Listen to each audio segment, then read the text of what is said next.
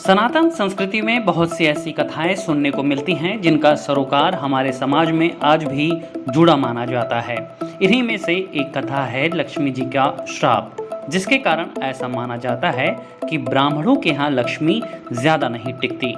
आखिर क्या हुआ था, किसके कारण लक्ष्मी जी ने सभी ब्राह्मणों को श्राप दे दिया और उसका क्या असर हुआ, हम आपको वो पौराणिक कथा आज बताने जा रहे हैं।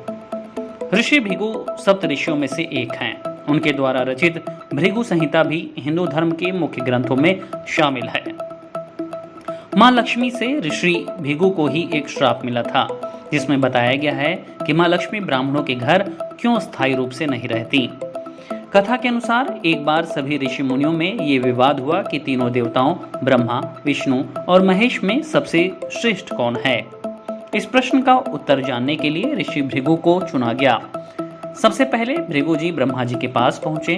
उन्होंने ना तो प्रणाम किया और ना ही सम्मान दिखाया, जिससे ब्रह्मा जी नाराज हो गए। इसके बाद वे भगवान शिव के पास गए। वहां भी उन्होंने यही व्यवहार किया, जिससे भगवान शिव भी क्रोधित हो उठे। अंत में ऋषि भृगु भगवान विष्णु के पास पहुंचे। उस समय भगवान विष्णु योग निद्रा में थे।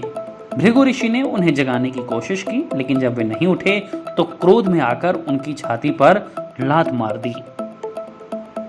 ऋषि के इस व्यवहार पर भी भगवान विष्णु शांत रहे। उन्होंने तुरंत भृगु के चरण पकड़ लिए और विनम्रता से बोले कि क्या मेरी कठोर छाती से आपके पैर में चोट तो नहीं लगी। ये देखकर ऋषि भृगु निश्चिंत हो गए कि तीनों देवताओं में भगवान विष्णु ही सबसे श्रेष्ठ हैं। परंतु इस घटना से मां लक्ष्मी अत्यंत दुखी और क्रोधित हो गईं। उन्होंने कहा, जहां आपने लात मारी वहां मैं निवास करती हूं, अतः मुझे चोट लगी है, और उन्होंने भृगु ऋषि को श्राप दे दिया। जिसके बाद से माना जाता है कि लक्ष्मी ब्राह्मणों के यहाँ नहीं टिकती। हालांकि बलिया की धरती को ऋषि मुनि, सिद्ध और देवताओं की भूमि पुकारा जाता है। पूरे विश्व में ये भूमि महर्षि भृगु की नगरी के नाम से प्रसिद्ध है। अंततः इसी पवित्र धरती से ऋषि भृगु को मुक्ति भी मिली। ये मान्यता है कि कार्तिक पूर्णिमा मास में जो गंगा स्नान कर भृगु मुनि के चरणों पर जल चढ़ाता है, उसके जन्मों जन्मांतर के पाप दूर हो जाते हैं।